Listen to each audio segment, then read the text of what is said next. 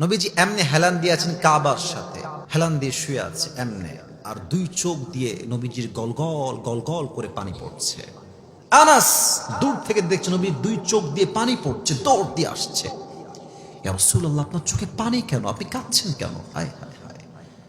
নবীজি বলছে, আনাস, এই হৃদয়ে আমার কষ্টে ভরা।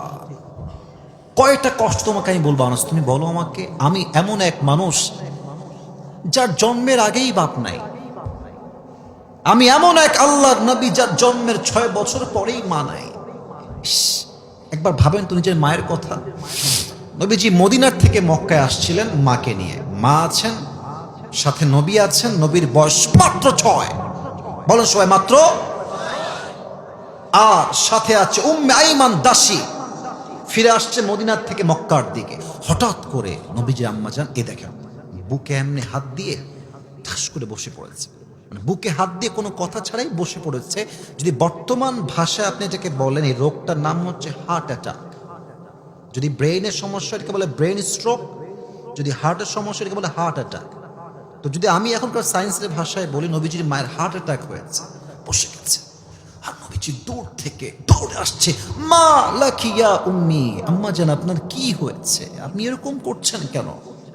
নবীজির মায়া নবীজির দিকে দুই চোখ দিয়ে এমনি তাকায় আছে আর বলছে, ইয়া মুহাম্মদ, কুল্লু জাদীদিন বাল ওয়া কুল্লু হাইয়িন মাইয়িত ওয়া লাকাদ ওয়ালাদতু তুহরা।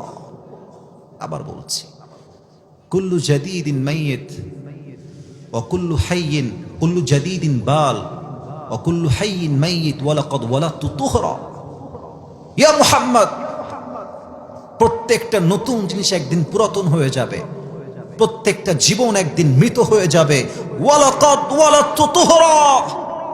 কিন্তু আমি আমেনার বিশ্বাস, আমি এই পৃথিবীতে এমন এক সন্তান জন্ম দিয়েছি যার আলোতে পুরো পৃথিবীটাই আলোকিত হয়ে যাবে। এই কথা বলেই মা চুপ, একদম শুয়ে গেছে, কোনো কথা বলে না।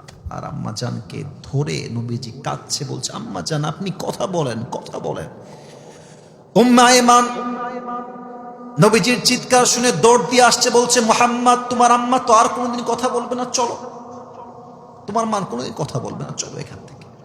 আমি যখন ওমরাহ করতে গেলাম, আমি নবীজির মায়ের কবরের যে জায়গাটা দেখে অবাক হয়ে গেলাম। মানে হাজী সাহেব এখানে থাকতে পারে, চতুর্পাশে খালি পাথর, হিল ট্র্যাক্স এরিয়া, এদিকে পাহাড় ওদিকে পাহাড়, চতুর্পাশে পাথর আর পাথর। আমি ভাবছি যে নবীজির মায়ের কবর এখানে দিল কেমনে? এখানেও পাথর, এখানেও পাথর। উম্মে আইমান যখন কবরটা দিয়ে দিয়েছে নবীজির মায়ের, নবীর সামনে, নবীর বয়স মাত্র 6।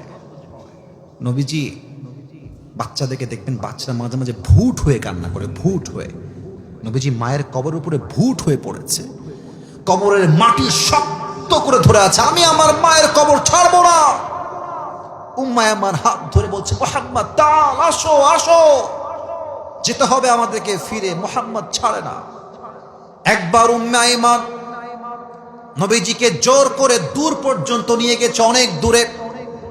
নবীজি আবার দৌড় দিয়ে উম্মে আইমানের হাত ছাড়িয়ে আবার চলে আসছেন নবীজির মায়ের কবরের কাছে। এসে বলছে, আম্মা আপনি কোথায় গেলেন আমাকে রেখে? আমি তো আপনাকে ছাড়া যাবো না। দীর্ঘ 57 বছর পর নবীজি আবার মায়ের কবরে আসলেন। 57 বছর পরে, হায়াতের শেষ মুহূর্তে। আমি হাদিসটা আপনাকে কোন ভাষায় ব্যাখ্যা করবো? আপনি জাস্ট আপনার মাকে ভাবেন যে আপনি আপনার মায়ের কবরের সামনে আছেন। Just try to think about it, একটু এভাবেই ভাবেন। সাহাবা একরাম, যাও তোমরা ফিরে যাও, আমি একা একা আসছি পরে।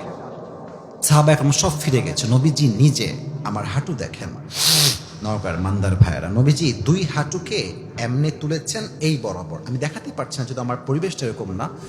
আর এই 2 হাত এমনি দিয়েছে নবীজি মায়ের কবরের ডান পাশে।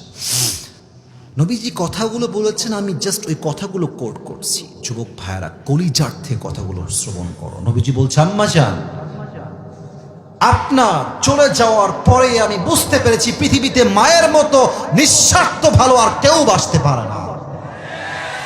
প্রথম কথা। দ্বিতীয় কথা, এটা কিন্তু মনোযোগ দিয়ে শুনতে হবে, এটা নবীজির হাদিস, আমি একটা কথা বানর বলছি না। নবীজি বলছে, আম্মা জান, ও আম্মা জান, ওয়াল্লাহি, আল্লাহর নামে শপথ করে বলছি, আমার মা যদি দুনিয়ায় বেঁচে থাকতো আর আমি মুহাম্মদ এশার নামাজ আদায় করতাম, এশার নামাজ পড়ছি আল্লাহু আকবার, আর ইতিমধ্যে আমার মা বলছে ইয়া মুহাম্মদ, আমি নামাজ ছেড়ে দিয়ে বলতাম লাব্বাইক আম্মা জান। নামাজ পড়ছি আমি, মা বলছে কি ইয়া মুহাম্মদ।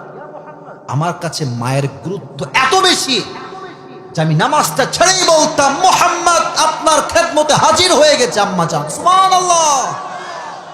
আরেকটা কথা বলি অবাক করা, নবীজি বলছে আম্মা জান, যদি আপনি আমার জন্য বেঁচে থাকতেন দুনিয়াতে, আমি আপনার এমন খেদমত করতাম, এমন সেবা করতাম, পুরো পৃথিবীতে এটা ইতিহাস হয়ে থাকতো যে মুহাম্মদ নামের একজন যুবক তার মাকে মন ভরে খেদমত করেছে। সুবহানাল্লাহ পড়ে